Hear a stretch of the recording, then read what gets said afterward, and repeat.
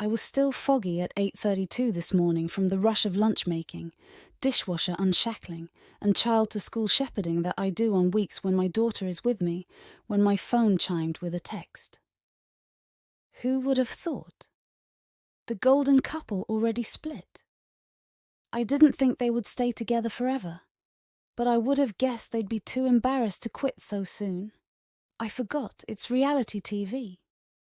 The incoming was from my friend and mentor Anne, who had gotten hooked on the Golden Bachelor at Slate's suggestion, and wrote this great piece about being 67 and single when the show's finale aired last November. It took me a second. Who was she talking about? Gerry Turner and Theresa Nist, the senior citizen-aged lovebirds who had emerged triumphant at the end of Gerry's turn as the septuagenarian bachelor. Officially Donezzo. Talk about out of sight, out of mind. As Scott Nova wrote in Slate on Friday about the end of the pair's 3-month marriage, the American attention span for Gerry and Theresa's abbreviated love story had ended. Well, I guess I have a little more room in my personal attention span because I spent most of the day trying to figure out why these headlines about the golden couple's divorce were bothering me so much. Yes, I admit, I followed the ins and outs of the whole season. I had even found peace with their match at the end. But I found their wedding, broadcast live on TV, to be both boring and icky. And as they gave follow-up interviews about their future together, I did keep wondering, were these two really going to move away from their respective grandchildren in Indiana and New Jersey and settle in Charleston, South Carolina, as they claimed they would? Now we know the answer is no.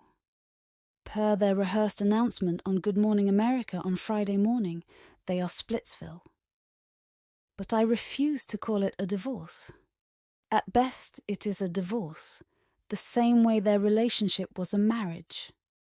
A divorce entails a splitting of assets, discussions around family holidays and time spent with children, decisions around who gets how much of the retirement funds or the shared compact car.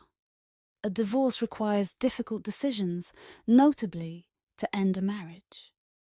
There's no way Gerry and Theresa had enough time together to assemble anything that requires a divorce, as we commonly think of it. And even if they had to have some big talks about breaking up, deciding to get divorced can take some couples years.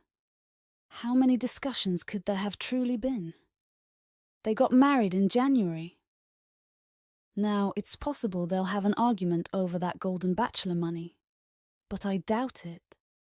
Seems like the kind of thing that was worked out in reams of paperwork with ABC months ago. Surely they didn't have a shared bank account at the time they were married, so they probably each got paid via ACH right into their own coffers.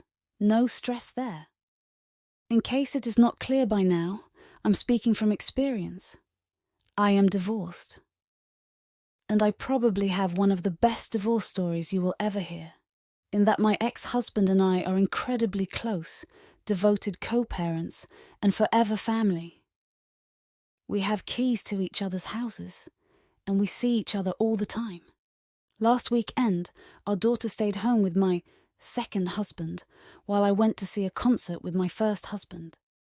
Can you follow that? It confuses people all the time. But it wasn't easy to get here.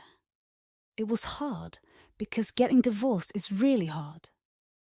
Even if, like us, you don't own a home and things are relatively simple, the years of shared life and things and feelings are hard to pass. In the best case, you can end up like us. But often, the ending of a life together brings up so much stuff we try to shove in the back of the proverbial closet that the mess can never totally be cleaned up.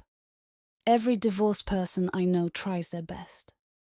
But there is a specific kind of lasting sadness, and often much worse, even when things are as amicable as humanly possible.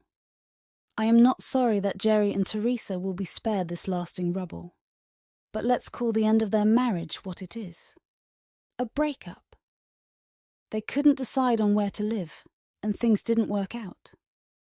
It may legally be a divorce, but it amounts to little more than a short-lived broken engagement.